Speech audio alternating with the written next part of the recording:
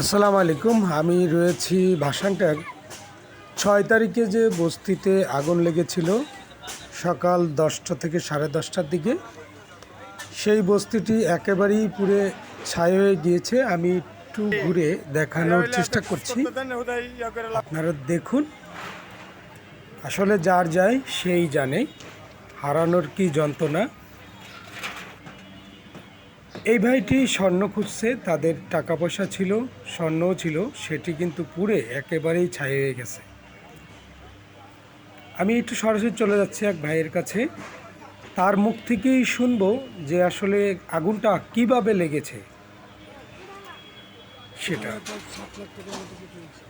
আচ্ছা, আমার মুদির দোকান ছিল, আমার এখানে পাশাপাশি বাসা ছিল, বাসার জিনিসপত্র ছিল, দোকানের ছিল।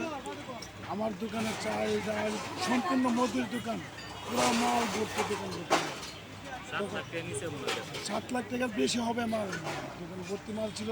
তখন আমি সিএনজি চালাই, পাশাপাশি আমার ছেলে একটা কলেজে পড়ে, আরেক ছেলে 7-এ পড়ে।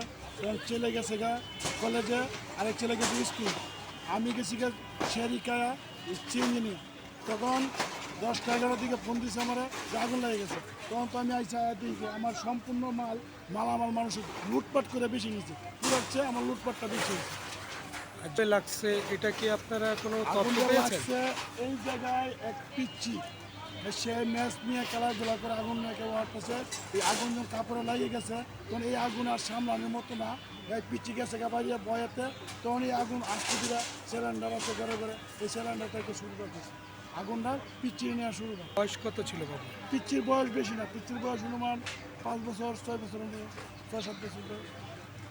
কতগুলো ঘর পড়েছে? ঘর ম্যাক্সিমাম 100-র উপরে। তো আপনারা এতক্ষণ শুনছিলেন তার ভাইয়ের মুখ থেকেই যে আসলে কিভাবে আগুনটি লেগেছিল, সেটি তার মুখ থেকেই শুনেছেন। সবাই ভালো থাকুন, সুস্থ থাকুন।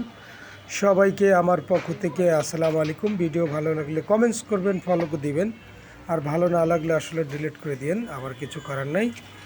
সবাই সবার দিকে খেয়াল রাখবেন, বাচ্চাদের দিকে বেশি খেয়াল রাখবেন।